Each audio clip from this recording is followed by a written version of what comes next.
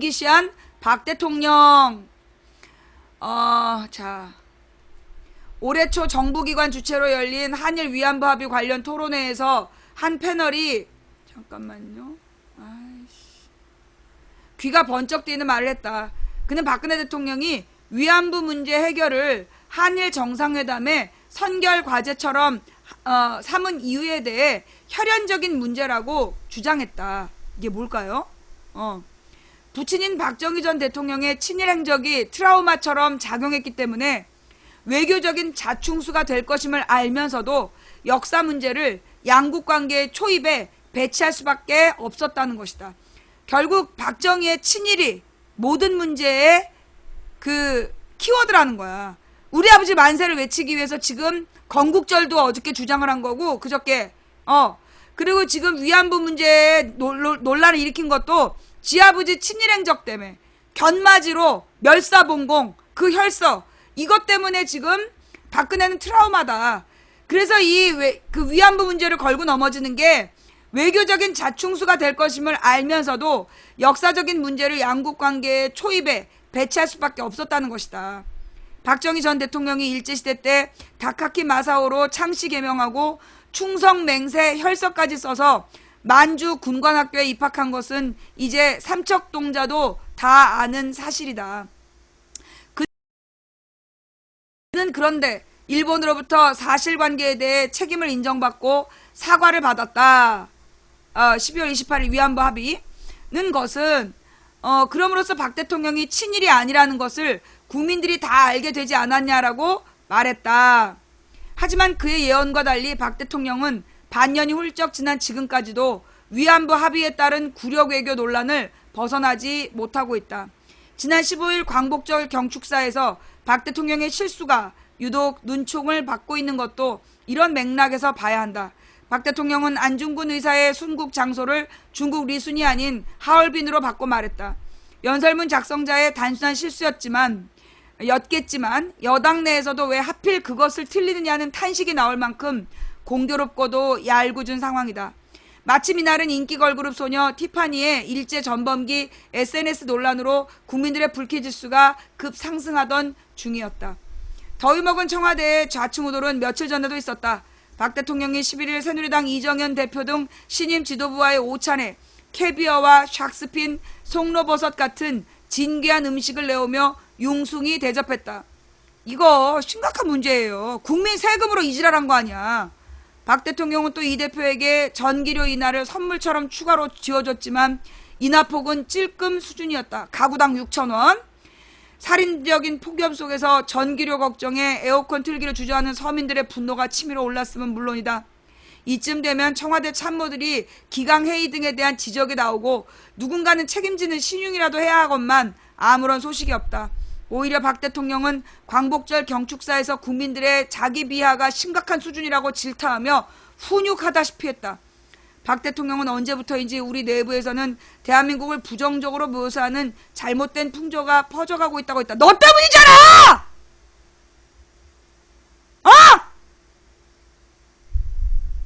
주여. 헬조선, 이생만 같은 젊은이들의 자조적인 신조어를 준엄하게 꾸짖은 것이다. 누군가는 아프니까 청춘이라고 했는데 이제는 울지도 말라는 격이다. 민심을 못 읽기는 새누리당도 마찬가지다. 8.9 전당대회 이후 수평적인 당청 관계가 거론되는 등 나름의 변화 기미가 보였지만 달라진 건 없었다. 지금 이정현 대표 체제는 사실 내시 체제죠.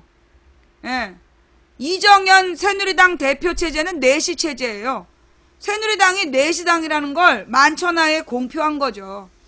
대통령 한마디에 긴급 당청회의를 갖고 전기료를 내린 데 이어 역시 대통령 한마디에 헬조선 인식 탈피를 위해 종합대책을 마련하겠다고 수선을 피우고 있다. 17일 최고위원회 중진 연석회의도 박 대통령의 건국절 발언을 옹호하고 야당을 공격함으로써 오히려 논란을 키우는 기회로 소진되고 말았다. 끝모를 양극화와 실업난에 하루하루가 고달픈 서민 대중과 젊은 층에게 건국절은 청와대 오찬 테이블 위에 송로버섯과 다를 바가 없었다. 지금 이정현이 당대표가 된 건요, 새누리당은 내시당이라는 걸 표현한 거야. 이정현이 하는 짓 봐봐.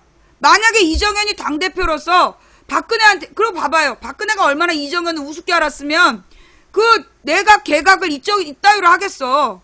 한마디로 박근혜는 이정현을 내시로 보는 거야, 내시로. 그리고 이정현이 거기에 대해서 한마디도 안 하고 도리어 박근혜한테 잘 보이려고 전전긍긍하잖아. 딱 내시당이야.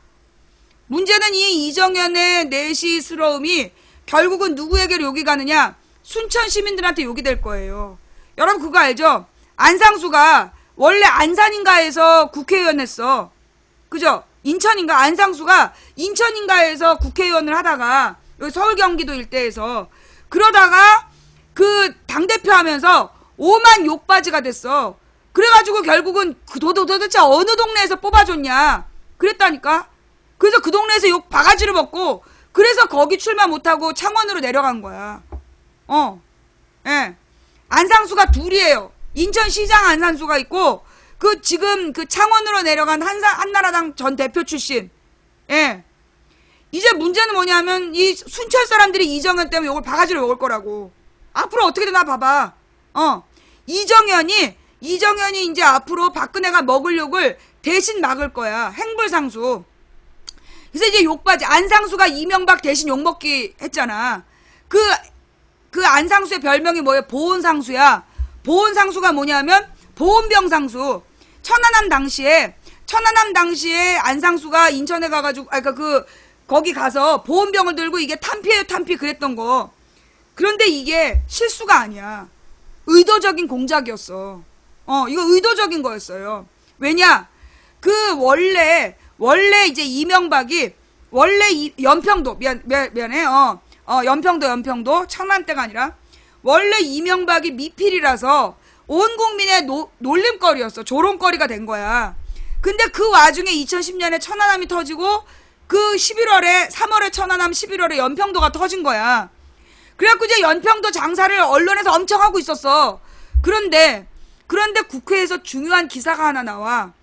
국회에서 국정원장을 불러다 조진 거야. 원세훈이를 불러다가 야 새끼야, 네가 국정원장이면 너가 북한에서 우리 본토를 공격할 수 있다라는 정보를 미리 청와대에 줘서 청와대가 그런 일을 미연에 방지하게 작전을 짜게 해야지. 너 뭐했냐 이러면서 원세훈을 들고 깠더니 이 원세훈이가 보고했는데요 이런 거야.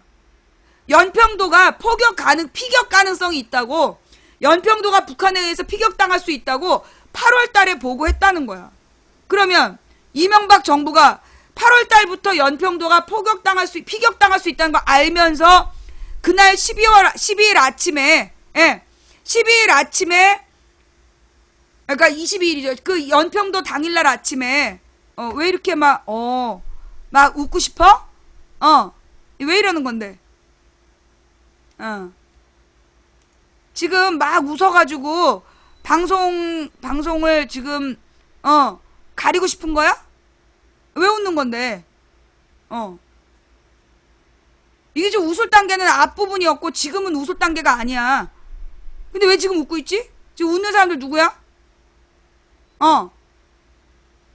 지금 중요한 얘기 하니까 지금 막 지랄하는 거지? 너희들은 전부 다 블랙이야. 절대 안 풀어줘. 프린스 풀어달라고 얘기하지 마. 너는 팬클럽이기 때문에 더 엄격하게.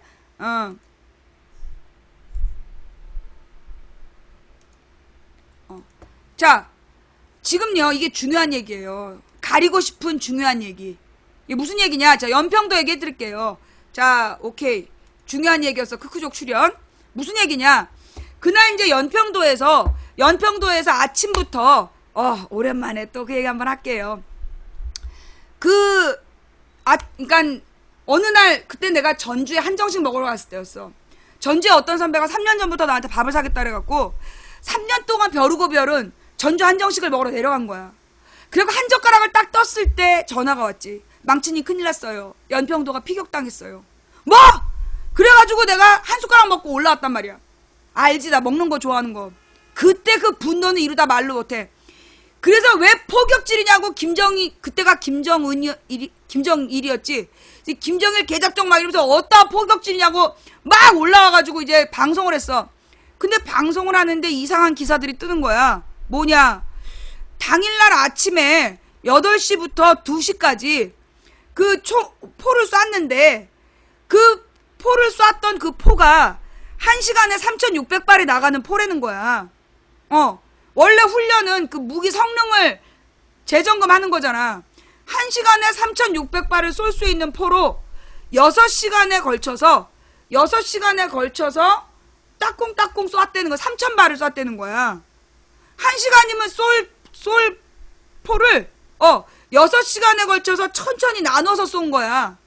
그러면서 아침부터 북한에서 3번인가 4번 경고장을 보내. 그래서 2시에 마지막 경고장을 받게 되는 거야. 중단하지 않으면 할 일 없었어. 왜? 예, 그래서 중단하지 않으면 가만두지 않겠다는 경고장을 4번째 받을 때까지 따꿍따꿍 쏜 거야. 2시까지. 그러다가 2시부터 2시 반까지 30분 동안 북한에서 연평도를 쑥대밭을 만들어.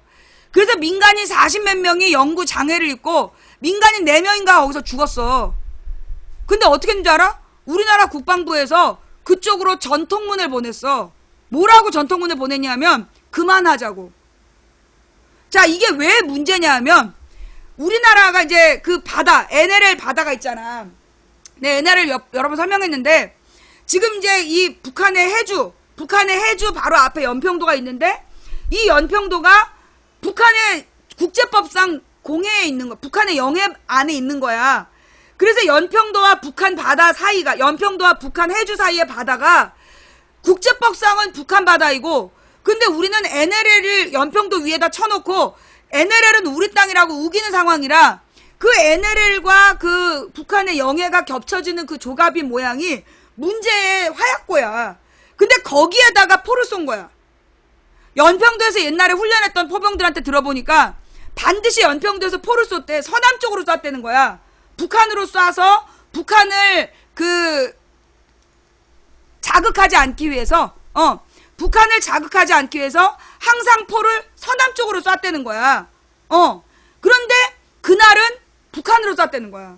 그래서 해주 앞바다에 물이 튈 만큼 가까운 위치로 그 포를 3,000발을 쏜 거야. 그러다가 3,000발을 쏘고 나서 2시부터 30분 동안 우리가 연평도가 피격을 당했어. 그러면 국제법상 어떻게 되는 거냐? 그 바다는 우리가 NLL로 오랫동안 우리 바다라고 주장을 해왔기 때문에 이거는 국제법상에서 거기 그 바다에서 훈련하는 것 자체를 논란을 만들 수는 있지만 우리가 죄다라고 얘기할 수 없다는 거야. 우리가 죄라고 확정되지 않는다는 거야. 근데 문제는 북한에서 우리 연평도를 공격한 건 휴전협정 위반이야.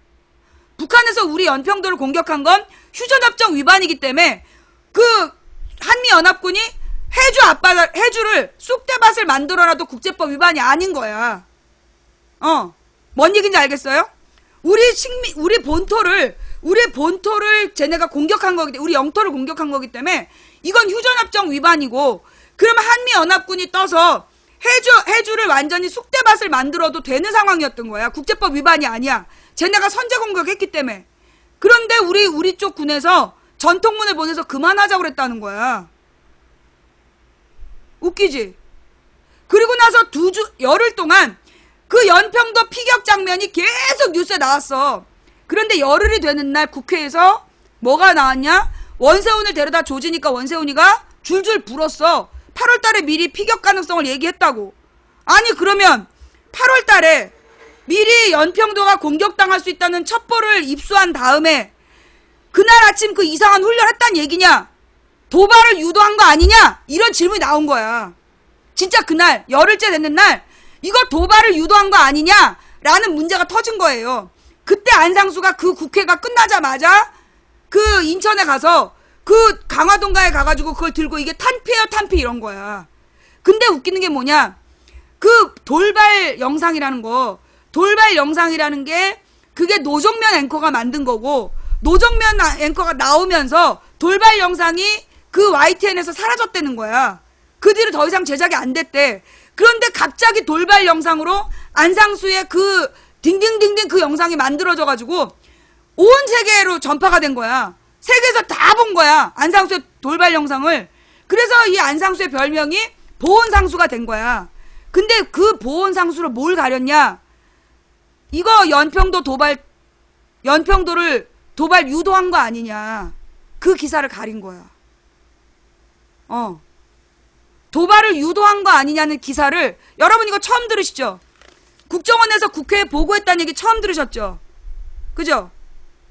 자, 그 다음에 또 더 중요한 사실. 그럼 왜 그랬냐? 도대체 왜 연평도에서 그 이상한 훈련을 했느냐?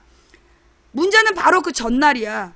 연평도 피격 전날 무슨 일이 있었냐면, 그때 AP통신인가 AFP통신이 전 세계로 보도 통신문을 보내. 이명박 임기 채울 수 없을 것 같다고. 이명박이 정치적인 임기를 채울 수 없는 특종 사건이 터졌다라는 게 전 세계로 갔어. 그 내용이 뭐냐면, 이명박 정부에서 민간인 사찰했다는 증거 수첩이 나온 거야. 이명박 정부의 총리실 산하 민간 사찰팀에서 민간인을 사찰했었다라는 증거, 원충현이라는 애의 증거 수첩이 발견이 돼. 그래서 증거가 나왔기 때문에 이 민간인 사찰은 민주사회에서 용서가 안 되는 상황이었어. 그래서 이명박은 임기를 채울 수 없을 것 같다라는 그 기사가 전 세계로 타전이 된 거야. 바로 그 다음날 연평도 사건이 터진 거야. 민간 사찰이 뭐냐면, 간첩이 아니면 경찰이 쫓아다니면서 감시할 수가 없는 거야. 사찰이라는 게 뭐냐? 국민의 일거수일투족을 감시하는 게 사찰인데, 그게 왜 불법이냐 하면, 우리 헌법에 신체의 자유가 나오잖아. 거주 이전의 자유, 신체의 자유, 사생활의 자유가 나와. 사생활 보호의 자유인가? 사생활 보호의 권리인가? 그래서 민간인의 사생활을 정부가 침해하면 안 되는 거야. 그리고 민간인을 정부가 감시하면 안 되는 거야. 그래서 민간 사찰은 헌법을 위배한 사건이라서 이거는 대통령이 사죄하고 물러나야 될 큰 사건이었던 거야. 예. 옛날에 김영삼 때까지 민간 사찰했던 게, 그게 김대중 정부 때 들통이 나가지고 김대중 정부 때 안기부가 국정원으로 바뀌게 되는 거야. 아니야. 국정원이라고 바뀐 거는 김영삼 때였나? 그리고 국정원장이 뒤바뀌게 되든가? 국정원법이 생기다가 하여튼 그게 문제가 돼요. 전 정권에서 민간 사찰한 게 그 다음 정부에서 사과하게 되는 그런 심각한 문제였어. 그런데 이명박이 민간 사찰을 한 거야. 거기다가 그 민간 사찰의 증거가 나온 거야. 빼도 박도 못하고 이명박이 물러나야 되는 탄핵 위기에 처해 있는데, 그때 연평도 사건이 터졌고, 그걸로 열흘 동안 장사를 하다가 언론에서 막 공안몰이를 하다가 국정원에서 보고했다는 게 터진 거야. 그래가지고 이거 도발한 거 아니냐, 정치적인 위기를 덮기 위해서 이거 혹시 도발한 거 아니냐는 얘기가 막 나오기 시작할 때, 그때 안상수가 보온병을 들고 쇼를 한 거야. 그래서 모든 국민이 보온병은 알아도 국정원에서 불었다는 건 몰라. 여러분이 그 증거야. 보온병 얘기는 알았지만 그때 국정원에서 연평도 피격 가능성을 미리 보고했다는 거 몰랐죠? 보온병 들고 탄피했다는 거 여러분 몰랐잖아요. 그러니까 보온병 들고 탄피 이건 알았어도 국정원에서 피격 가능성을 미리 보고했다는 걸 아무도 모르는 이유가 그거라고. 중요한 뉴스를 가린 거야. 똑같은 게 뭐냐 하면, 그때 그 탄피할 때 옆에서 155mm 포죠? 라고 얘기한 게 포병 부대에서 장군단 놈이 한 짓이야. 포병 부대에서 장군단 놈이 보온병을 들고 155mm 포예요. 이래갖고 기자들이 행불상소 이러면서 막 웃음거리를 만들었어. 그러면서 덮고 넘어간 뉴스가, 사실 이거 뭔가 수상한 사건이었다. 그게 연평도 사건의 진실이야. 그런 식으로 그래갖고 안상수가 웃음거리가 됐잖아. 그래서 안상수네, 듣고 계십니까? 지지직거리는 거? 방금 들으셨어요? 지지직거리는 거?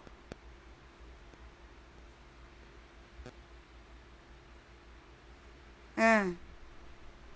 뭐 이 마이크가 터졌다라고 할 수도 있겠지만, 지금 계속 지지직거려요? 지금도 계속 지지직거려요?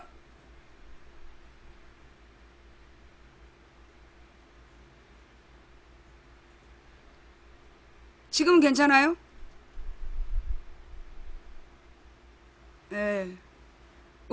때 이랬잖아. 그죠? 총선 때 중요한 얘기 하려고 그러면 지지직거렸잖아. 지네들이 말하고 싶지 않은 비밀을 건드렸나 보네 또. 그죠? 예. 지금도 잡음이 심해요? 여러분들 지금도 잡음이 심해요?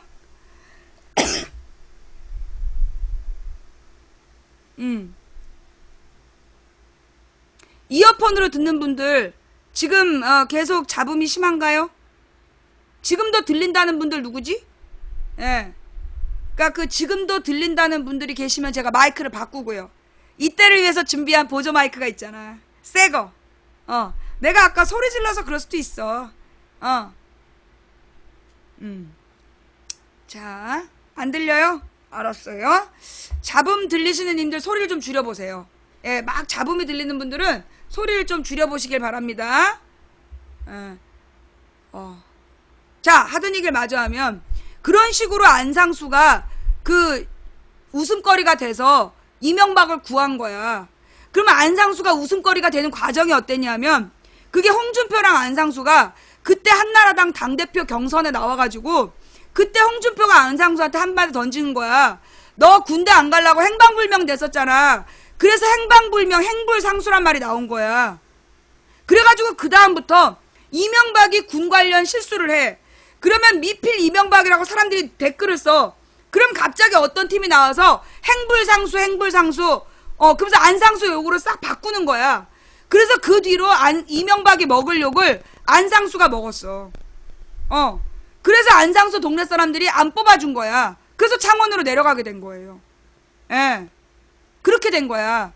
그러니까 지금 박근혜 욕바지를 박근혜가 욕먹을 걸 이정현이 욕을 대신 먹고 이정현을 이제 욕바지로 쓰면 누가 같이 욕을 먹어? 순천이 욕을 먹는 거야 이제. 예. 순천이 이제 같이 욕 먹게 되는 거죠. 네.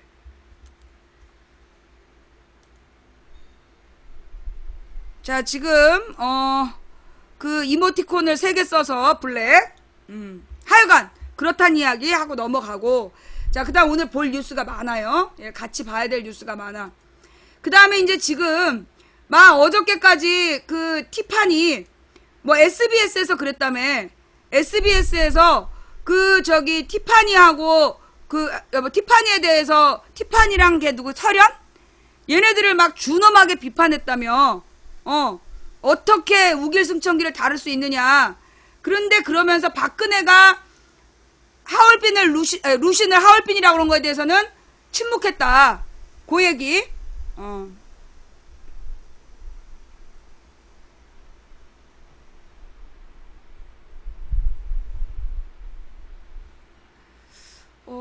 내가 이거 이쪽으로 옮겨놓은 것 같은데.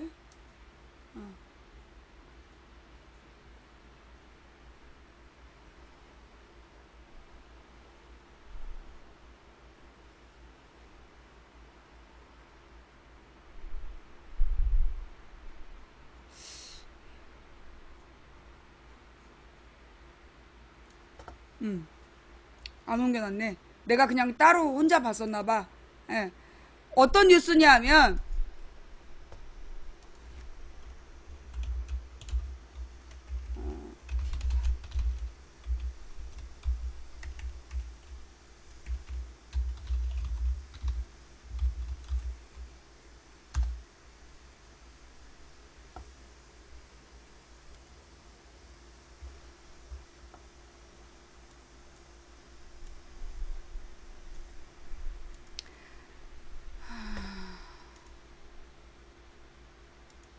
티파니 서련은 안 되고 박근혜 대통령은 된다? 예, 요 기사예요. 예. 자, 그래서 이게 무슨 내용이냐? 논란을 부른 티파니의 일 전범기 SNS.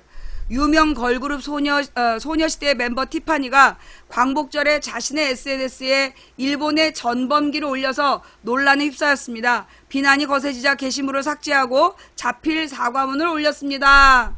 SBS가 언제부터 이렇게 연예인의 역사의식 부재에 관심이 많았었나? 하필 광복절 전날에 한 실수라 괘씸죄가 적용됐나? 그도 아니면 해외에서 큰 인기를 얻고 있는 유명 걸그룹은 그 책임감이 더 무거운 건가? 행여나 티파니가 경쟁사인 KBS의 예능 프로그램에 고정 출연하고 있어서인가? 광복절인 15일 SBS 8시 뉴스는 소녀시대 티파니 광복절 날 일본 전범기 문구라는 리포트를 통해 사과문까지 게재하며 일단락되는 듯하던 티파니 논란을 재점화시켰다. 더욱이 친절하게도 아이돌 스타의 역사의식 부재가 문제가 된 건 이번이 처음이 아닙니다 라며 지난 5월에 안중근 의사의 사진 발언으로 논란이 됐던 AOA의 설현과 지민을 다시 언급하기도 했다. 어쩌고저쩌고. 그런데 씁쓸한 것은 SBS의 연예인에 대한 과도한 관심과는 정반대의 행태였다. 티파니 논란이 검색어에 오르고 SNS를 달구던 그 광복절 하루, 다른 한 측에서는 박근혜 대통령의 안중근 의사 순국 장소 발언이 구설수에 올라있던 상태였다. 박근혜 대통령이 15일 오전 한 광복절 경축사 중 안중근 의사께서는 차디찬 하얼빈의 감옥에서 천국에 가서도 우리나라의 회복을 위해 힘쓸 것이라는 유언을 남겼다는 문장이 문제시된 것이다. 실제 안중근 의사가 숨진 장소는 중국의 리순 감옥, 여순 감옥이라고 하죠. 예, 경축사 직후 하얼빈은 안중근 의사가 이토 히로부미를 저격한 곳이라는 사실과 함께 박근혜 대통령의 발언은 여론의 도마에 올랐다. 이와 함께 오늘 71주년 광복절이자 건국 68주년을 맞이하는 역사적인 날이라는 건국절 발언은 거센 논란을 불러일으켰다. 헌법에 명시된 대한민국 임시정부의 정통성과 관련학계 여야 정치권의 반발과 논란에 또다시 불을 지피는 민감한 사안이기 때문이다. 유감스럽게도 연예인의 역사의식 부재에 일침을 가하던 SBS는 이 논란에 대해서는 일절 침묵했다. 대신 사드 안보 위한 자위적 조치 예정대로 진행과 박 대통령 헬조선 정면 반박 용기를 갖자는 박 대통령과 청와대의 입장에 맞을 경축사 요약을 1번, 2번 리포트로 내보냈다. 아마도 SBS는 박근혜 대통령의 역사의식에는 문제가 없다고 판단한 것 같다. 반면 같은 시간 JTBC 뉴스룸은 건국절 언급에 대해 박 대통령 경축사에서 건국 68주년 언급 논란 쟁점화를 1번 리포트로 내보낸 뒤 전화 연결을 통해 찬반으로 나뉜 서울대 경제학과 이영훈 교수와 상명대 역사 콘텐츠학과 주진우 교수의 입장을 듣기도 했다. 절대 SBS처럼 연예인의 역사의식 부재를 언급하는 걸로 대신할 사안이 아니란 얘기다. 설현에게 사죄를 강요하던 이들, 대통령에게는 왜 침묵하나? 안중근 의사의 순국장소 논란도 마찬가지다. 논란이 되자 청와대는 부랴부랴 청와대 홈페이지에 올린 경축사 전문에 하얼빈을 미순으로 고치는 촌극을 벌였다. 순순히 잘못을 인정한 셈이지만 공식적인 사과나 유감 표명은 없었다. 건국절 논란 역시 16일 오전 청와대 대변인의 어제 대통령 말씀은 말씀대로 이해해달라는 동문서답으로 마무리된 것으로 알려졌다. 반면 티파니에 대한 반응은 어땠을까? SBS 홈페이지 해당 뉴스엔 일제히 비난글이 달렸고 티파니가 출연 중인 언니들의 슬램덩크의 시청자 게시판에 하차를 요구하는 게시글이 잇따라 달렸다. 포털 기사에 달린 댓글이나 SNS 반응도 일부 찬반이 있었지만 비난이 거셌다. 참담하고 참혹하다. 곧바로 자필 사과문까지 올린 연예인에게는 득달같이 달려가서 사과를 요구하는 이들은 왜 박근혜 대통령에게는 침묵하나? 더불어 연예인에게 과한 책임을 요구하던 이들은 다 어디 갔나?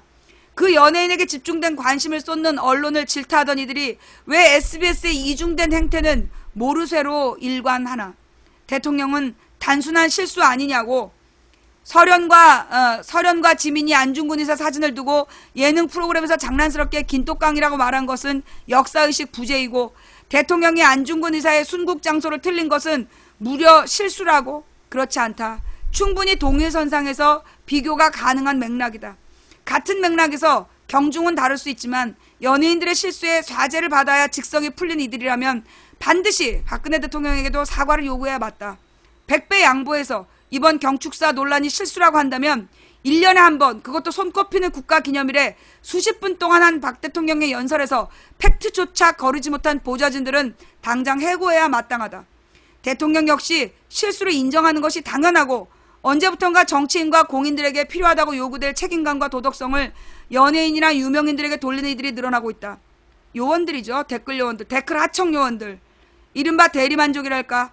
권력층과 사회 지도층의 도덕적 해이가 극도에 달하고 이를 제대로 비판하지 못하는 언론에 대한 불만족이 엉뚱한 방향으로 흐르고 있는 것이다. 헬조선의 안타까운 현상이지만 지금이라도 되짚을 필요가 있다. 티파니의 두루뭉술 사과 정말 깊이 반성했나와 같은 기사를 쏟아내는 매체들, KBS나 SBS 게시판에 달려가서 티파니 하차나 쌍욕을 해댄 이들, 20대 초반 아이돌일 뿐인 설현과 지민이 뚝뚝 흘리던 눈물을 보고서 뭔가 해냈다고 안도하는 이들 모두 박근혜 대통령과 청와대에 사과를 요구하시라. 그게 바로 역사의식 부재에 제대로 책임질 이들을 향한 정당한 분노와 항의다.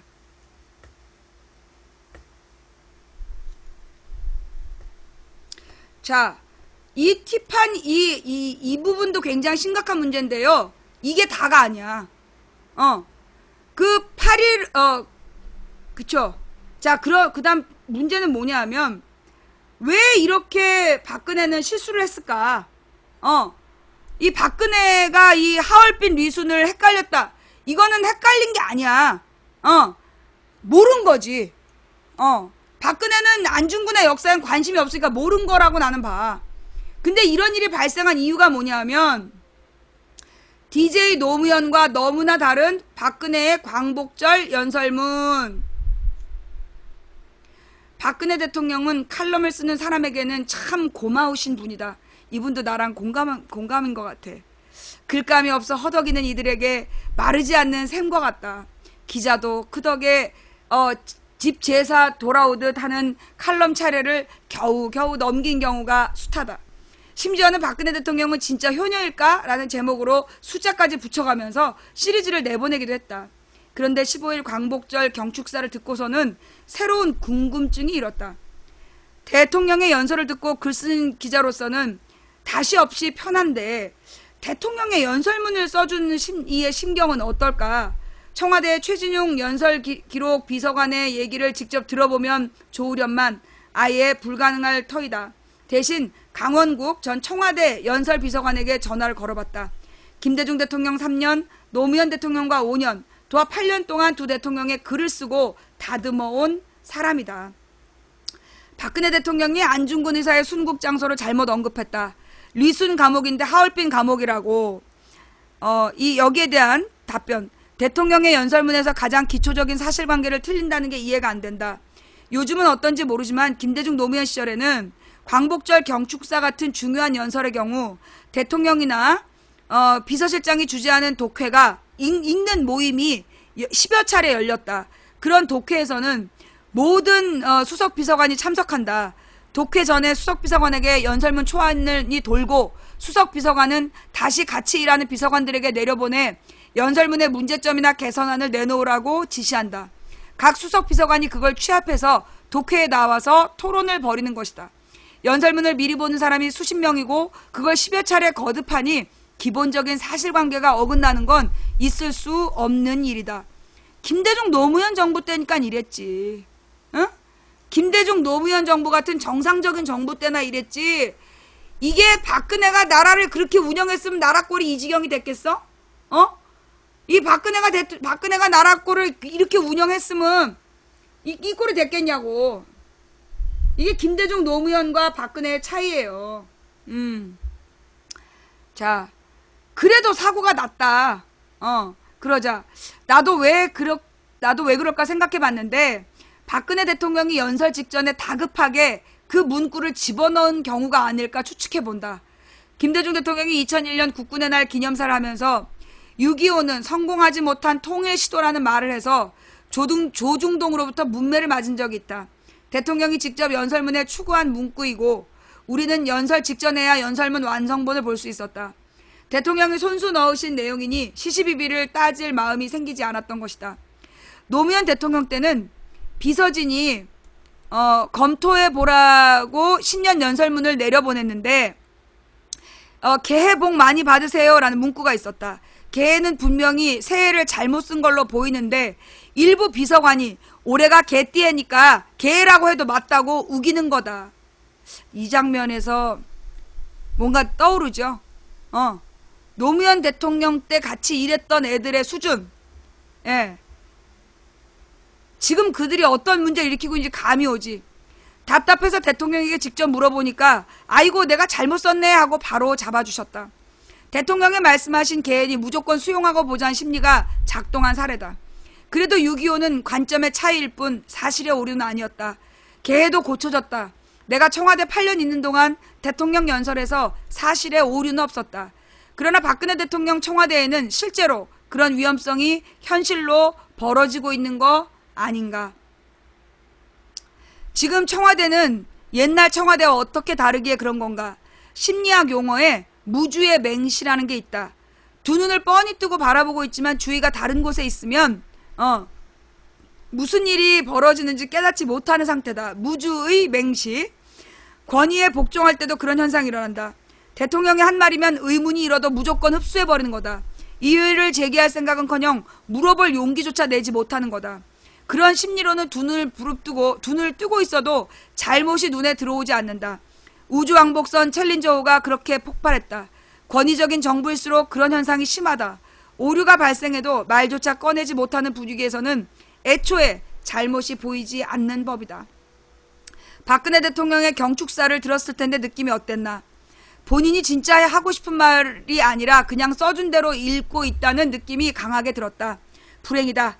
말을 들어보면 생각의 수준을 알 수 있다. 단순히 말재주, 글재주가 있다 없다의 문제가 아니다.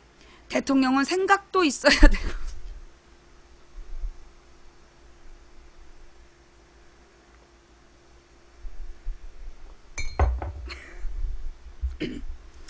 대통령은 생각도 있어야 되고 표현도 할 줄 알아야 한다. 글과 말로 표현 못하는 경우는 생각이 정리가 안 돼 있다는 거다. 정리가 안 돼 있는 생각은 없는 것과 마찬가지다. 어렵게 말했죠. 박근혜가 생각이 없다 이 얘기예요. 국무회의 자리 같은 데서 원고 없이 말씀하시는 것 보면 알 수 있지 않나. 통역기가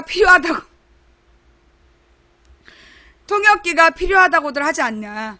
평시는 몰라도 위기가 닥치면 위험해진다. 평소에 생각이 정리되어 있지 않은 지도자는 남에게 의존하게 되고 다급하면 허둥댈 수밖에 없다. 씨발. 그런데 왜 역대 대통령들은 모두 8.15 경축사에 비중을 두나. 대통령이 자신의 생각을 밝힐 수 있는 기회가 신년 기자회견과 8.15 경축사 두 번이다. 신년 기자회견은 기자의 질문에 답하는 형식이어서 대통령이 마음먹고 말을 하기에는 8.15 경축사가 가장 좋다. 물론 다른 때도 경축사를 하긴 한다. 3.1절 현충일, 국군의 날 등등. 그런데 그런 기념일은 성격이 분명해서 국정 전반에 걸쳐 포괄적인 얘기를 하기가 자연스럽지가 않다. 과거 박정희 대통령부터 김영삼 대통령까지는 8.15 때 주로 대북 제의를 했다. 김대중 대통령 들어서 국정 전반에 대해 이야기하기 시작했다. 국정을 어떻게 이끌어왔고 앞으로 어떻게 이끌고 가겠다는 포괄적인 내용이었다. 노무현 대통령은 하나의 주제를 가지고 자신의 생각을 국민들에게 말했다. 해를 바꿔가며 자주국방, 친일청산, 분열의 문제를 8.15 경축사의 의제로 삼았다. 페북에 나와 있는 그 민중의 소리 영상 있어요. 경축사의 모범 사례. 그것 좀 갖고 와볼래요? 김대중 노무현 대통령 때는 8.15 경축사를 어떻게 준비했나. 아무리 늦어도 한두 달 전부터 경축사 준비를 했다. 노무현 대통령은 심지어 연초부터 올해 8.15에는 이런 얘기를 해보는 게 좋겠어 하고 시동을 걸었다. 두 분은 자기 생각이 분명하기 때문에 연설 비서관이 대통령의 생각뿐만 아니라 자주 쓰는 단어, 논리 전개 방식 등 고유한 색채를 그대로 살려주길 원했다. 두 대통령의 성격이 다르다. 연설문은 스타일도 있을 텐데 김대중 대통령은 꼼꼼하고 자상했다. 우리가 연설문 초안을 올리면 여백에 깨알 같은 글씨로 국한문 혼용체를 써서 빽빽하게 원고를 고치셨다. 우리 비서관들이 잘 알아볼 수 있도록 화이트를 사용하고 문장이 어떻게 연결되는지 화살표도 그리셨다. 검은색 볼펜으로 쓰다가 복잡해지면 빨간색 볼펜으로 더 쓰시기도 했다. 그런데 1년에 딱 2번 광복절 경축사와 국군의 날 기념사는 우리 도움을 받지 않고 직접 쓰셨다. 우리가 초안을 올리긴 하지만 손도 안 대시고 처음부터 직접 집필을 하셨다. 우리는 나중에 오탈자만 고치는 수준이었다. 8.15 경축사를 그만큼 중요하게 여기신 거다. 국군의 날은 왜 그렇게 비중을 뒀는지 이유를 물어보지 못했다. 하지만 5번의 광복절 가운데 마지막 해는 직접 쓰지 않고 우리가 올린 것을 수정하시더라. 자제분 문제 때문에 당에서 탈당하라 마라 시끄러울 때라 의욕을 잃으신 거다. 노무현 대통령은 어땠는가? 노 대통령은 100% 구술이다. 노무현 대통령이 불러서 집무실에 올라가면 몇 시간이고 머릿속에 있는 생각을 말로 불러준다. 우리는 그걸 가지고 와서 글로 풀었다. 대통령은 그 글을 얼른 보고 싶어서 우리를 퇴근하고는 했다. 대통령이 그렇게 올라온 글을 보면서 다시 생각나거나 고칠 부분이 있으면 우리를 다시 불러 구술을 했다. 그렇게 여러 번 오가면서 차츰차츰 완성본이 만들어진다. 노 대통령은 8.15 경축사의 경우 말하고 싶은 주제를 3, 4개 정도 가지고 고민을 한다. 그리고 실제로 각기 다른 주제로 연설문을 3, 4개씩 써본다. 그러다 최종적으로 하나의 주제에 집중하는 방식으로 경축사를 준비했다. 몇 해 전 대통령의 글쓰기란 책을 베스트셀러가 됐다. 요즘 어떻게 지내시나? 글쓰기와 관련한 강연 요청이 들어오면 강연을 나가곤 한다. 대통령의 글쓰기 뒤에 대우 김우중 회장을 모실 때 경험을 바탕으로 회장님의 글쓰기를 냈고 11월에 세 번째 강원국의 글쓰기를 쓸 예정이다. 처음으로 남의 글이 아닌 내 글에 대해 이야기하는 거다라는 기사였고요. 이 기사의 제목은 DJ 노무현과 너무 다른 박근혜의 광복절 연설문이라는 기사였습니다. 자, 혹시 그 동영상 올라와 있습니까? 민중의 소리에 올라온 민중의 소리에 올라온 동영상인데요. 그거 혹시 우리 함께 읽는 육수에 올라와 있나? 내가 못 봐가지고요.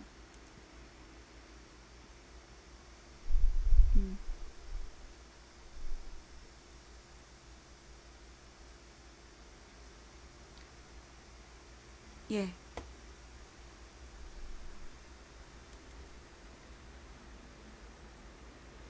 이거 맞아요? 이거 그 노무현 대통령 연설 맞아요?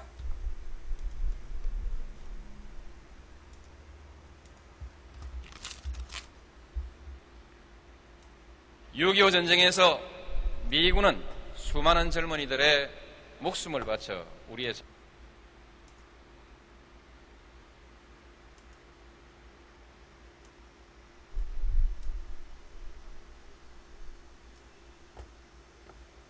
처음부터 다시. 미군은 수많은 젊은이들의 목숨을 바쳐 우리의 자유를 지켜냈습니다. 오늘날까지 이 땅의 자유와 평화를 지키고 있습니다. 그렇다고 해서 우리의 안보를 언제까지나 주한 미군에 의존하려는 생각도 옳지 않다고 생각합니다. 자주 독립국가는 스스로의 국방력으로 나라를 지켜낼 수 있어야 합니다. 그 위에 미국의 안보 전략도 수시로 바뀌고 있습니다. 미국의 전략이 바뀔 때마다 국방정책이 흔들리고 국론이 소용돌이 치는 혼란을 반복해서는 안 됩니다. 강대국의 틈바구니에서 어느 쪽에 기댈 것인가를 놓고 편을 갈라 싸우다 치욕을 당하는 그런 역사를 다시는 반복하지 말아야 합니다. 동북아 지역의 새로운 통합의 질서를 구축해 나가야 합니다. 그 중에서도 우리 대한민국의 역할은 대단히 중요합니다. 우리가 어떤 태도를 가지느냐에 따라서 다른 나라의 태도도 달라질 수 있습니다. 우리가 먼저 중심을 잡아야 합니다. 그동안 우리 역사는 강대국들의 의지에 따라 결정된 경우가 많았습니다. 그러나 이제 이것은 달라져야 합니다. 우리의 국력이나 주변 국가의 관계가 옛날과는 달라졌습니다. 우리가 추구하는 목표를 국제사회의 현실과 조화시켜 나가되 한국인의 입장에서 생각하고 결단해 나가야 합니다. 강대국들이 동북아시아의 미래를 얘기할 때 한국인의 운명에 대한 자율권을 존중하도록 우리가 적극적으로 설득해 나가야 합니다. 다시 한번 봅시다. 정말 6.25 전쟁에서 미군은 수많은 젊은이들의 목숨을 바쳐 우리의 자유를 지켜냈습니다. 오늘날까지 이 땅의 자유와 평화를 지키고 있습니다. 그렇다고 해서 우리의 안보를 언제까지나 주한 미군에 의존하려는 생각도 옳지 않다고 생각합니다.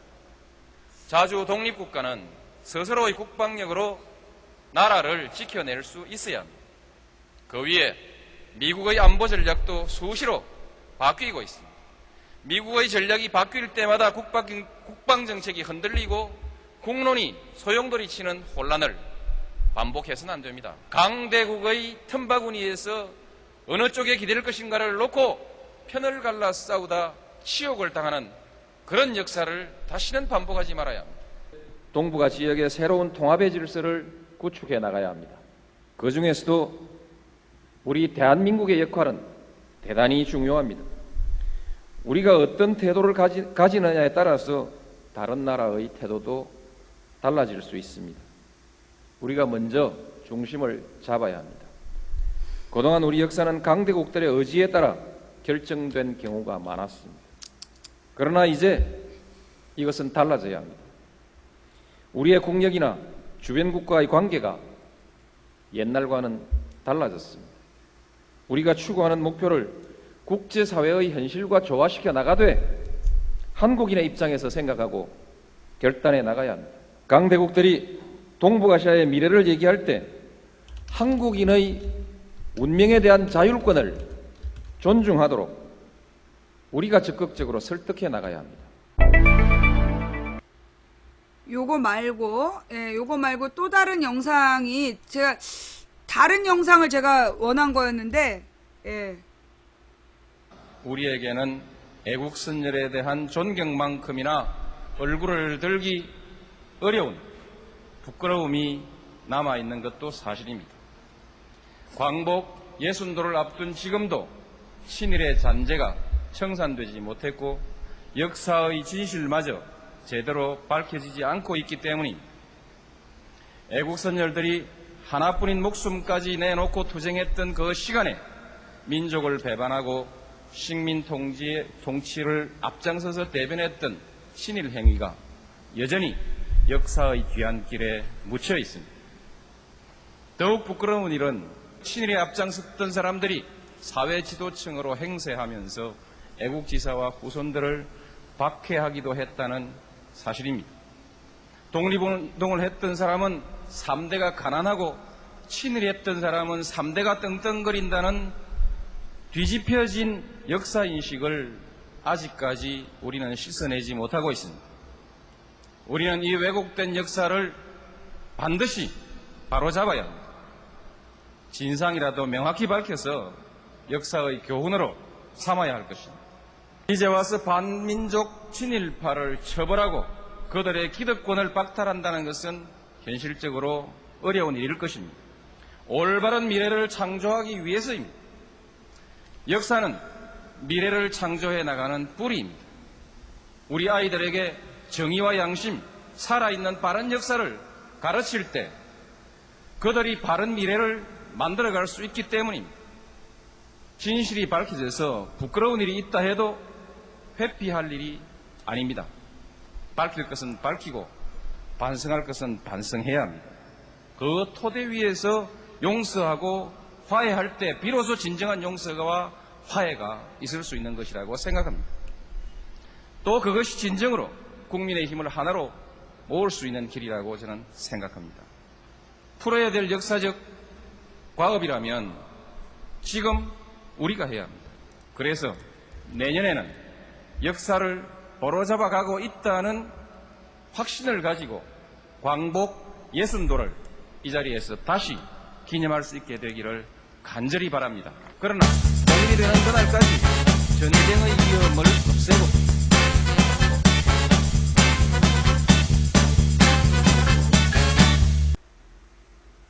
다시 한번 봅시다. 우리에게는 애국선열에 대한 존경만큼이나 얼굴을 들기 어려운 부끄러움이 남아있는 것도 사실입니다. 광복 60도를 앞둔 지금도 친일의 잔재가 청산되지 못했고 역사의 진실마저 제대로 밝혀지지 않고 있기 때문입니다. 애국선열들이 하나뿐인 목숨까지 내놓고 투쟁했던 그 시간에 민족을 배반하고 식민 통치를 앞장서서 대변했던 친일 행위가 여전히 역사의 뒤안길에 묻혀 있습니다. 더욱 부끄러운 일은 친일에 앞장섰던 사람들이 사회 지도층으로 행세하면서 애국지사와 후손들을 박해하기도 했다는 사실입니다. 독립운동을 했던 사람은 3대가 가난하고 친일했던 사람은 3대가 떵떵거린다는 뒤집혀진 역사인식을 아직까지 우리는 씻어내지 못하고 있습니다. 우리는 이 왜곡된 역사를 반드시 바로잡아야 합니다.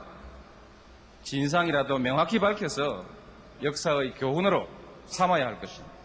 이제 와서 반민족 친일파를 처벌하고 그들의 기득권을 박탈한다는 것은 현실적으로 어려운 일일 것입니다. 올바른 미래를 창조하기 위해서입니다.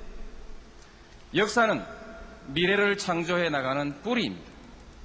우리 아이들에게 정의와 양심, 살아있는 바른 역사를 가르칠 때 그들이 바른 미래를 만들어갈 수 있기 때문입니다.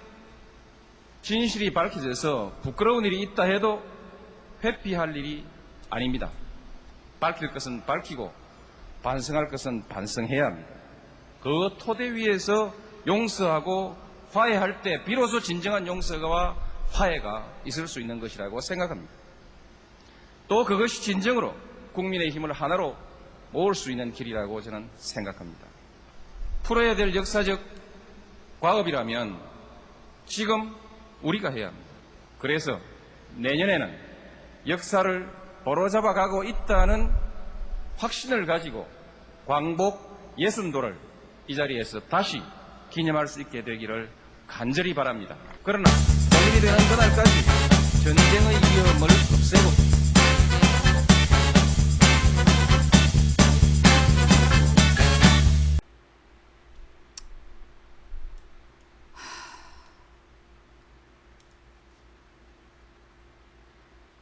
저 당시에 여러분들은 기억도 안 나죠? 저 연설 때문에요 난리가 났었어요. 네. 노무현 대통령의 지금 이 8.15 경축사들이 나올 때마다 쌩 난리가 났었어. 조중동에서 조선일보, 중앙일보, 동아일보에서요 얼마나 욕을 해야 되는지 온 나라가 쑥대밭이 됐다니까. 완전히 노무현 나쁜 놈이라고. 이게 다 노무현 탓이다. 언제 노무현의 독재와 독선. 예. 쌩 난리가 났었어요. 쌩 난리가. 그래서 많은 사람들이 노무현 대통령이 무슨 말을 한지도 모르고 이게 다 노무현 탓이다 이러고 댓글 달고 앉아 있었어. 예. 독재와 독선이라 그랬다니까. 그 당시에 그러면서 이명박을 찍은 거 아니야. 그래서 우리 국민들이 지금 이벌을 받고 있는 거야. 기가 막히죠? 노무현 대통령이, 김대중 대통령이 어떤 대통령이었는지 우리는 이명박 박근혜를 경험하기 전에는 알 수가 없었어요.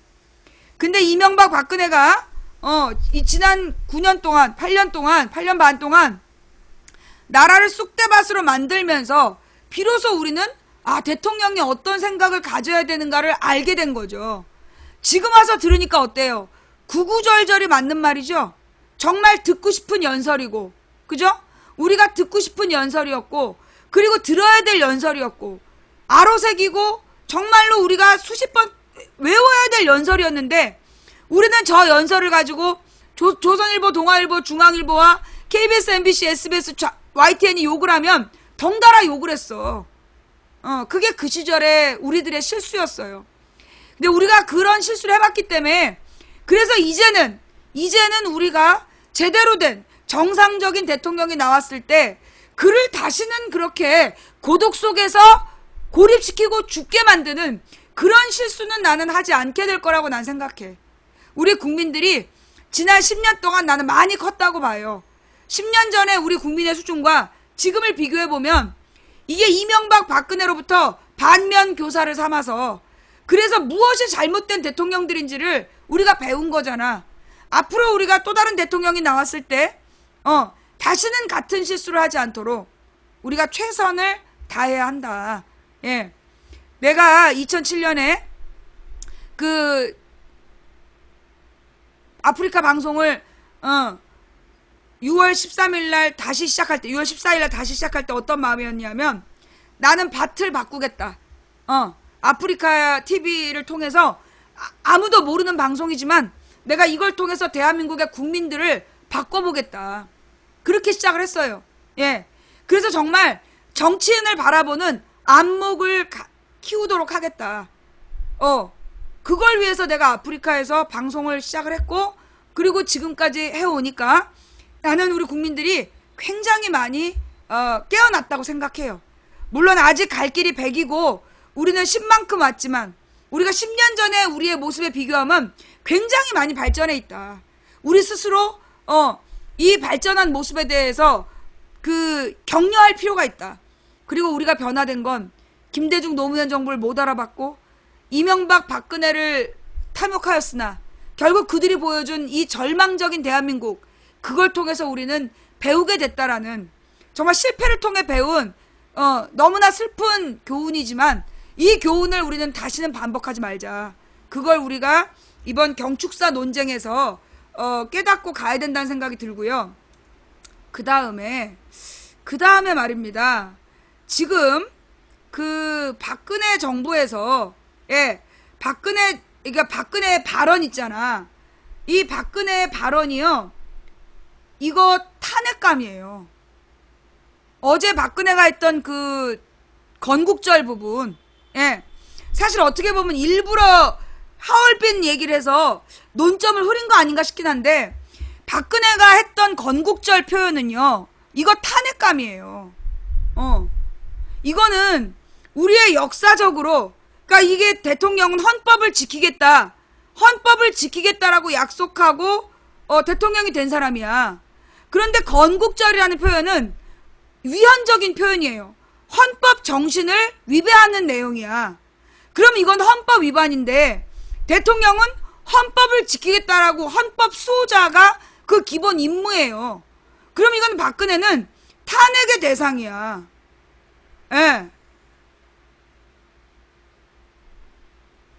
이건 위헌적이니까 헌법 정신을 부정했기 때문에 이거는 탄핵 대상이에요.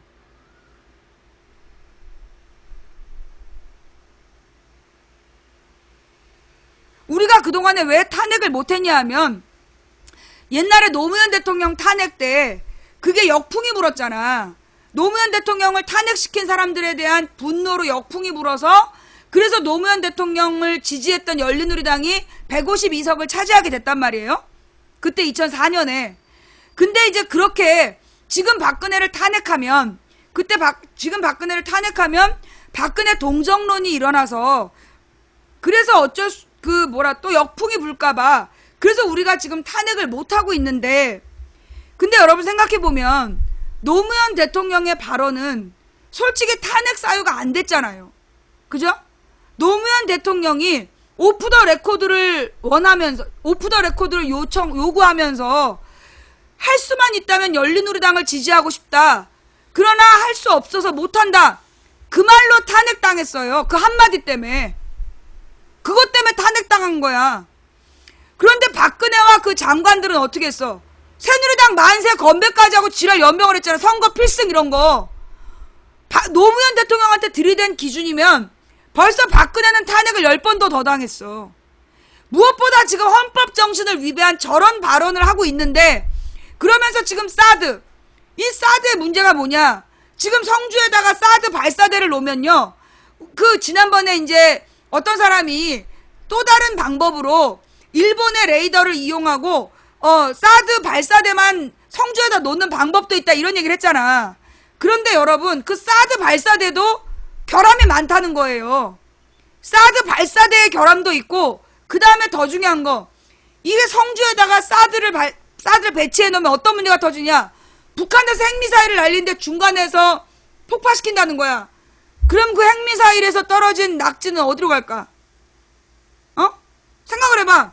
북한에서 핵미사일을 쐈다는 거야. 근데 성주에서 이걸 쐈다는 거야. 성주에서 지금 사드로 이걸 막겠다는 거야. 뭐 어떻게 될까? 우리 머리 위에서 핵무기가 터진다는 거야. 그래서 성주의 사드 배치는 온 국민이 반대해야 되는 내용인 거예요. 매우 심각한 문제라니까 지금.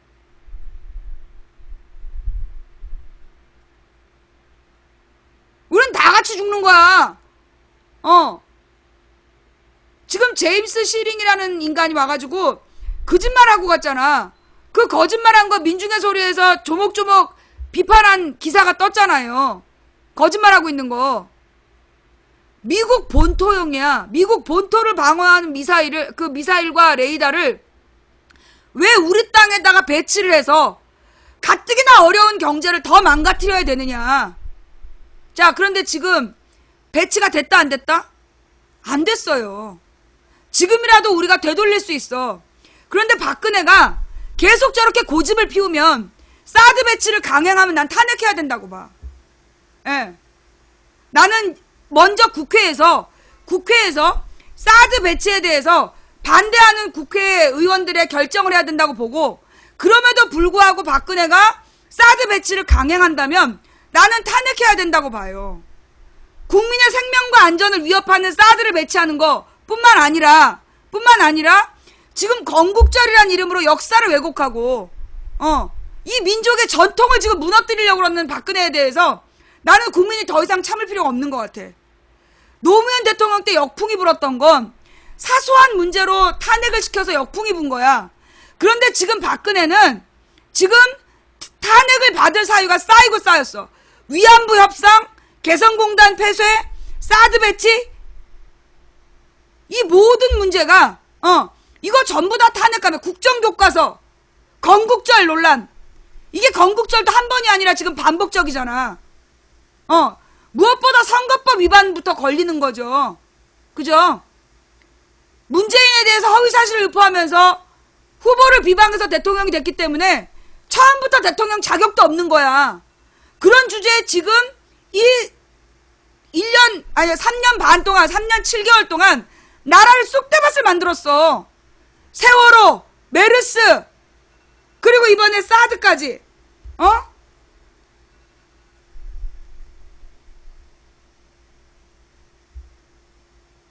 건국절, 국정교과서. 무엇보다 경제 문제도 그래요. 자, 여러분, 가령 외세의 문제로, 외부의 경제적인 조건으로 외부의 경제적인 조건으로 우리나라가 경제가 어렵다면 그거는 박근혜 탓이 아니야. 그런데 여러분, 지금 서별관 회의, 이거 누구 탓이야? 박근혜 탓이야. 박근혜가 주재하는 경제회의에서 국민 세금 수십조 원을 지금 낭비한 거 아니야? 그래놓고 지금 손 띄겠다는 거 아니야. 쟤네들은 배째라는 걸 거고 거기에 대한 책임도 못 지고 있잖아.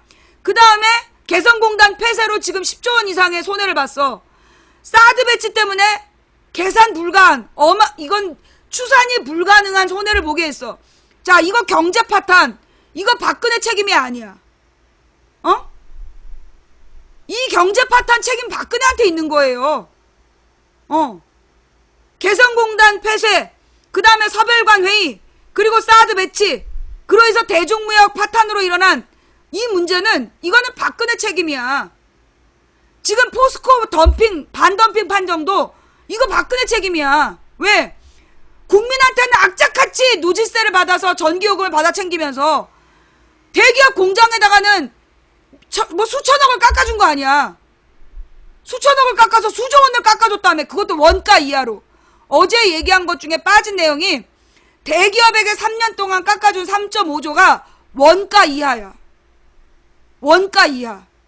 생산 원가보다 3.5조로 깎아준 거야.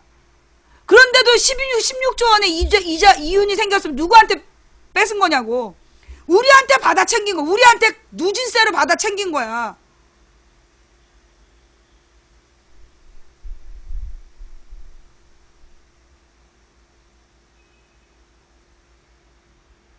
지금 박근혜 경제정책 또 실패. 부채 중심. 빚 얻어서 집 사라고. 최경환이 이거 어디 갔어? 진짜 최경환 어디 갔냐? 미국 가서 안 왔지? 최경환 지금 실종이지? 이거 최경환이 이거 돌아왔어요? 이 찾아내야 돼, 이거.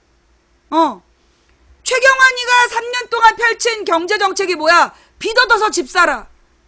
그래서 어떻게 됐어? 가계부채 역대 최대.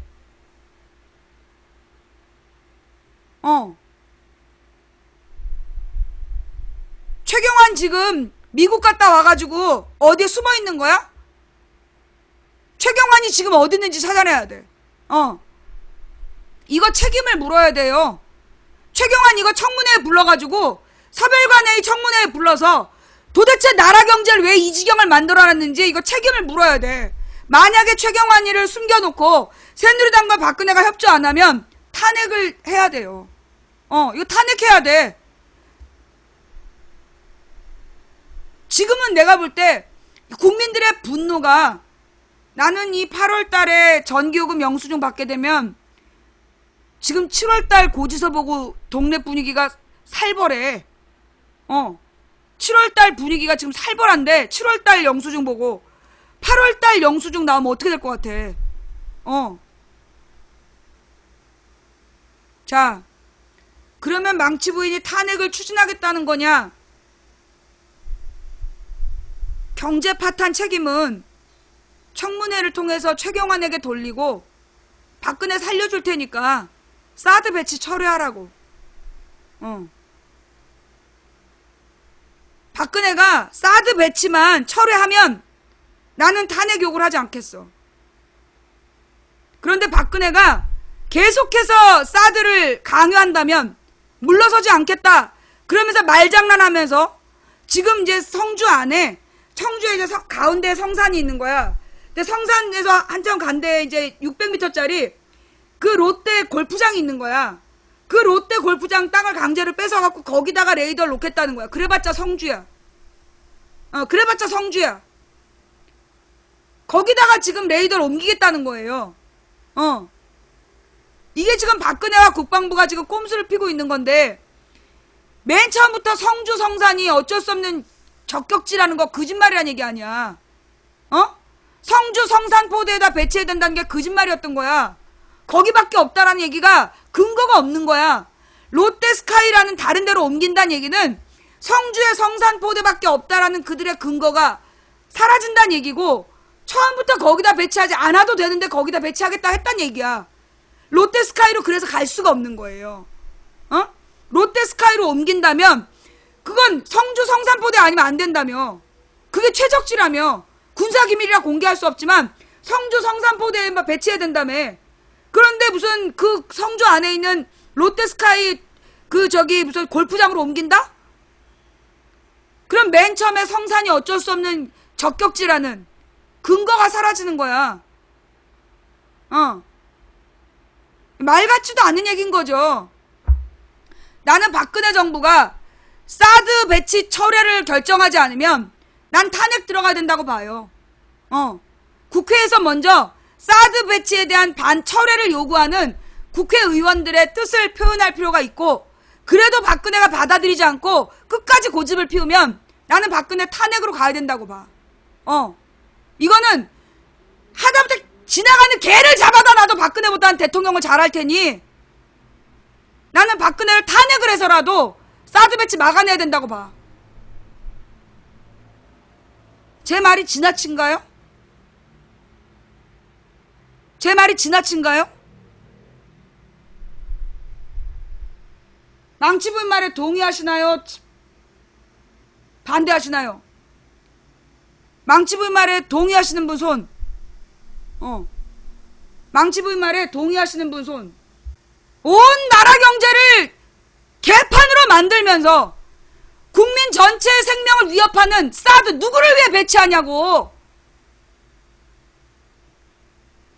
이 위기의 순간에도 그 지금 국방 비리 저지르고 있는 그 지금 박근혜 늙은 오빠들 때문에 그래서 지금 혹시 사드 배치 회사에서 누가 커미션이라도 받아 처먹은 거야? 누구를 위해서 이 지랄 하고 있냐고.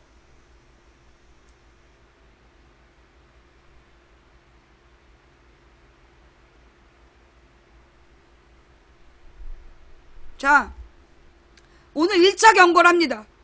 사드 배치를 철회하지 않는다면, 사드 배치를 철회하지 않는다라면, 우리는 지금 주한미군이 성산 초등학생들한테 무슨 짓을 하려고 하는지 온 세계에 알리는 전 세계 반미 운동을 전개해야 되고, 그리고 박근혜 탄핵운동을 전개해야 된다고 봅니다. 예? 저는요, 백해무익 사드를 계속 강요하는 미국과 박근혜에게 경고합니다. 미국이 계속해서 사드 배치를 강요한다면 성산의 초등학생들, 그들에게 지금 이 미군이 무슨 짓을 하려는지 온 세계에 알려서 반미운동을 일으켜야 된다고 보고요. 그리고 박근혜는 탄핵운동을 할 수밖에 없다.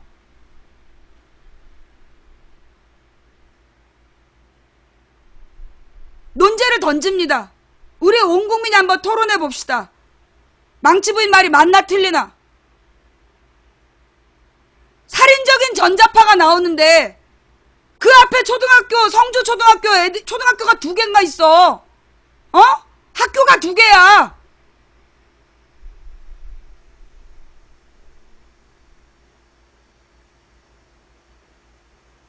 지금까지 탄핵을 못한 이유는 국민들한테 동정 여론이 생길까봐였어요. 자, 지금 경북 지역 여론조사 좀 해주세요.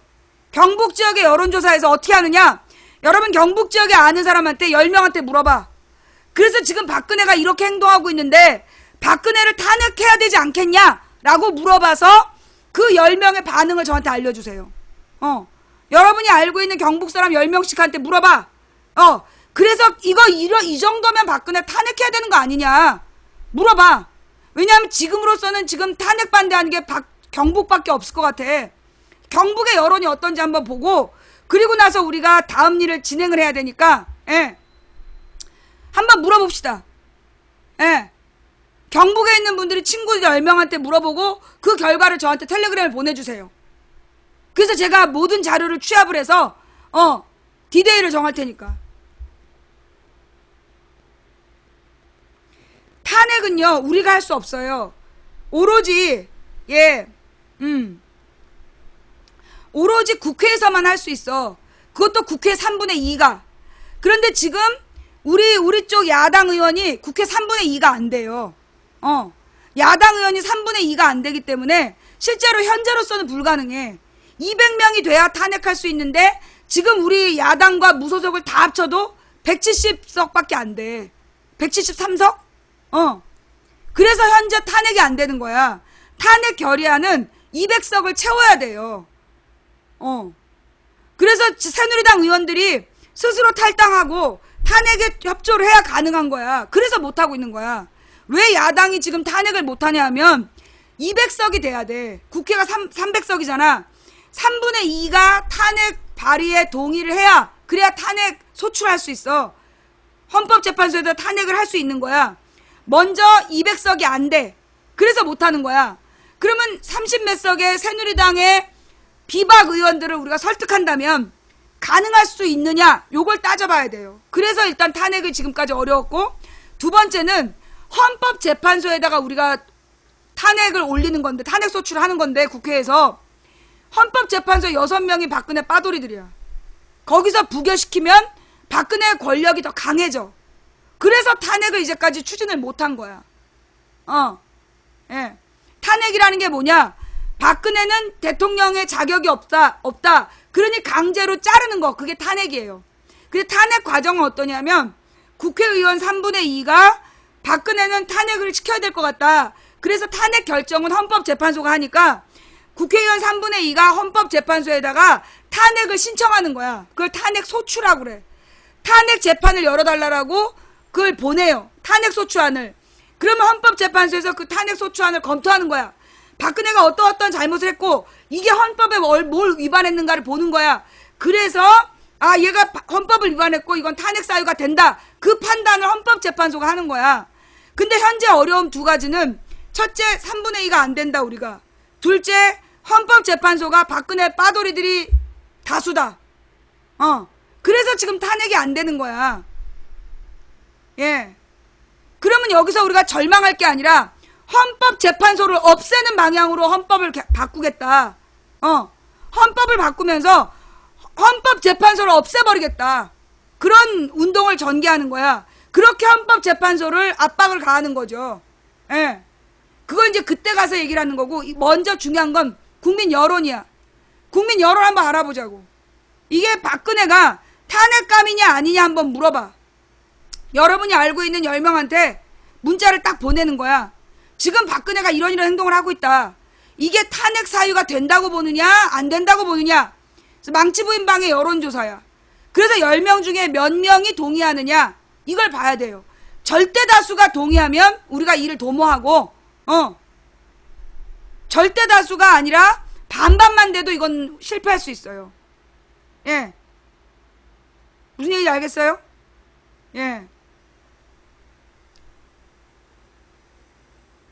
섣불리 탄핵을 던졌다가 이건 좀 아니지 않느냐.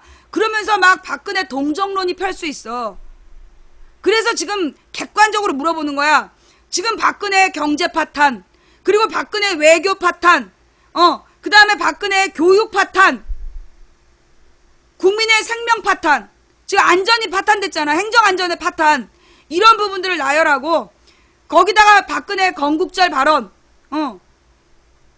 그러면서 박근혜가 헌법 정신을 위반하고 있다. 대통령 자격을 유지할 가치가 있다고 보느냐? 한번 물어보자고. 예. 한번 물어보자고요.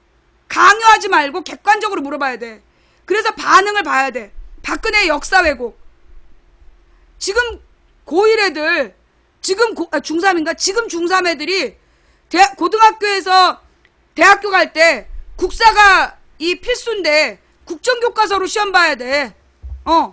그리고 국사 공부 못하는 애들을 거기다 말도 안 되는 국사를 이제 달다 외웠단 말이야. 근데 시험 문제를 내는 국사 교수들은 국정교과서에 찬성을 안 해. 그러면 지금 중3 애들 고등학교 갈 때, 대학교 갈 때 난리 나는 거야. 지금 국정교과서 내년부터 시행하겠다는 거야. 요런 것도 널리 알려서 박근혜를 대통령 자리에 그냥 앉혀둬야 되냐? 국민들의 여론을 물어보자고. 조사기간 한 달로 합시다. 지금부터 조사기간 한 달로 박근혜의 이런 행동에 대해서 우리 국민들이 그냥 참아야 되냐? 내년에 역사교과서를 지금 국정교과서로 진행하겠다는 게 박근혜가 주장하는 바야. 상고 교사들한테 상업 가르친 선생한테 역사교과서 쓰라고 그러고 막 이런 짓을 해가지고. 그런데 그 상업교사가 뭐라 그랬냐? 자기가 제일 그 교과서 집필준 중에 낫더라. 이게 무슨 얘기냐? 지금 박근혜가 국정교과서를 만들고 있어. 근데 누가 그거 집필하는지가 비밀이야. 원래 여러분 교과서를 보시면요. 고등학교 교과서에 보면 집필진이 다 나와요. 그런데 지금 집필진이 다 비밀로 붙여져 있어. 근데 한 사람이 자기가 집필진이라고 자랑을 했어. 이 사람이 누구냐 하면 12년인가를 상고에서 상업을 가르쳤어. 그러다가 자기가 따로 국사를 공부해갖고 역사를 공부해서 무슨 석상가가 된 거야. 대학원을 졸업을 한 거야.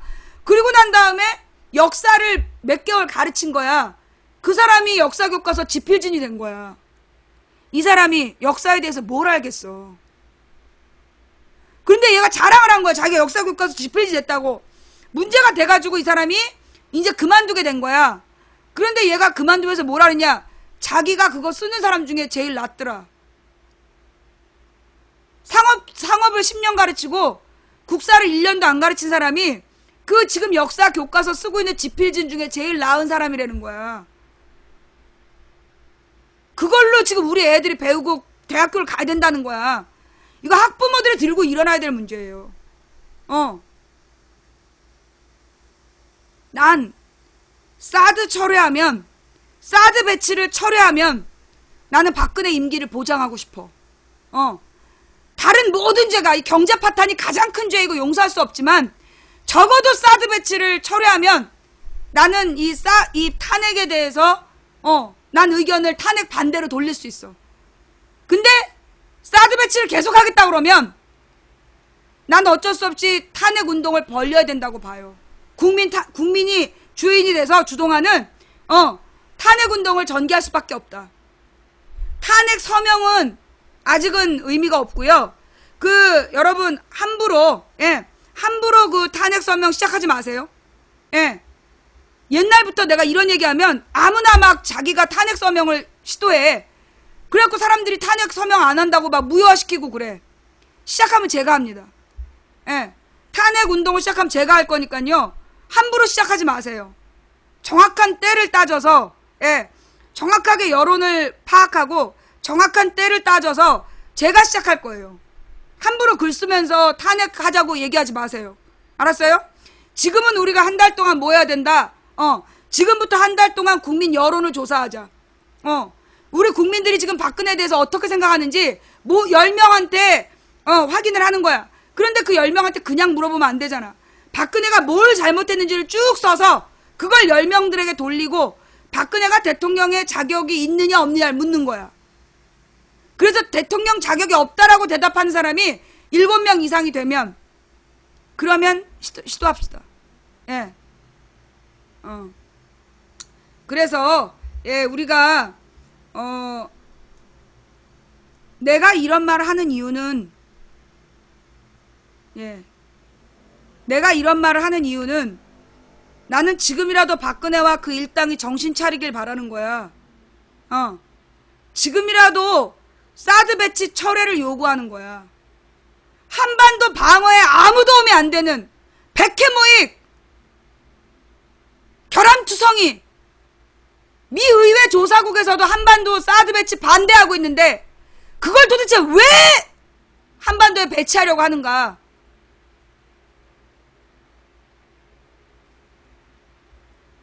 기회를 주는 거예요. 그런데 이 기회를 개무시하고 계속해서 이 지아부지하던 독재 짓거리를 하면서 국민들 협박하고 공안몰이로 가려고 한다면 우리도 더 이상은 참을 수 없다. 예.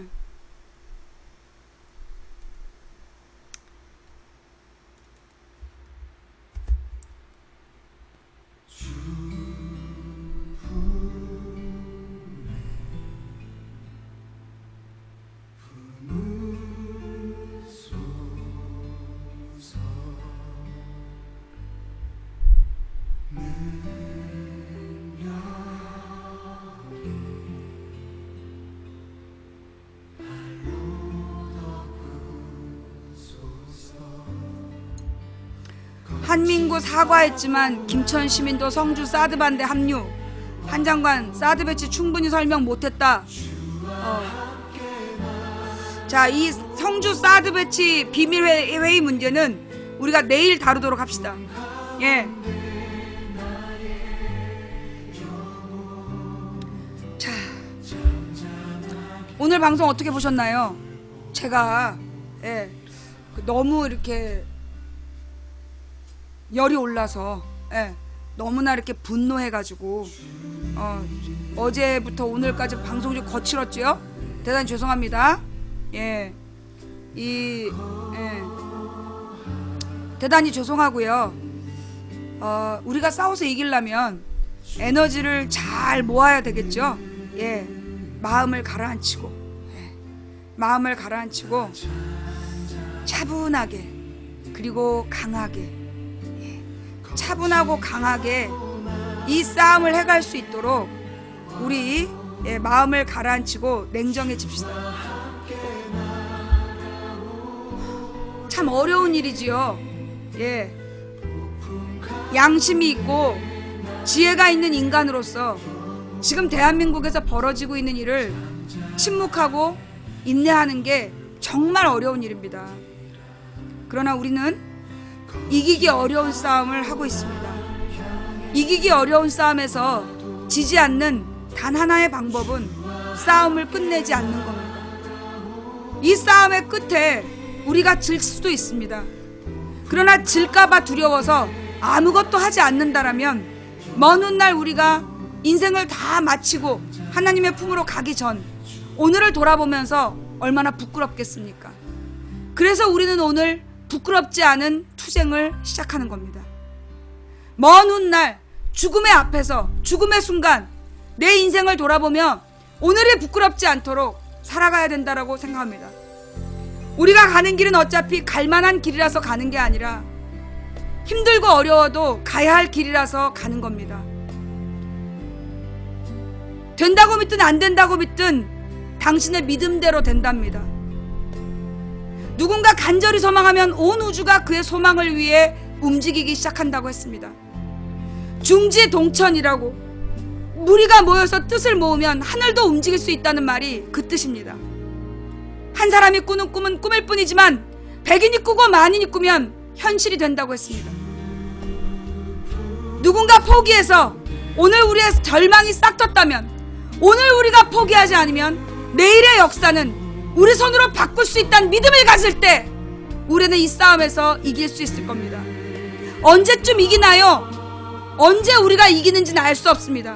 그러나 우리가 언제가 되든 얼마나 긴 시간이 필요하든 언젠가 우리는 이길 거라는 그 믿음을 가질 때 우리는 하늘을 움직여서라도 반드시 승리할 수 있다고 저는 믿습니다. 여러분을 믿고 하나님을 믿고 제 안에 있는 믿음을 믿으면서 오늘 방송 시청해주신 모든 분께 감사드립니다. 방송이 다소 거칠었던 점 대단히 죄송하고요. 예. 처음부터 이 방송 추천을 눌러주신 3,692분께 감사 인사드립니다. 각 방송 고생하신 매니저님들 수고하셨습니다. 이 방송 녹음 녹화 떠서 유튜브와 팟캐스트에 올려주시는 홍행국님, 참사장님 감사를 드립니다. 그리고 후원해주신 한 분 한 분 진심으로 감사드립니다. 일일이 감사 인사 못 드린 점 죄송합니다. 이름도 안 불러줘서 후원 안 할래 그러면 안 하셔도 됩니다. 그럼에도 불구하고 후원해주신 분들 덕분에 오늘도 망치부인 당당하게 방송할 수 있었습니다. 후원하지 못해서 미안하다고 하시는 분들, 그런 분들께 죄송해서 제가 일일이 불러드리지 못하는 거고요. 저한테 미안해하지 마세요. 망치부인에게 가장 큰 후원은 생방송 처음부터 끝까지 사수해 주시는 겁니다. 내일도 생방송 사수해 주실 거죠? 내일 낮 2시에 오세요. 2시에 만나요. 감사합니다. 망치부인이었습니다.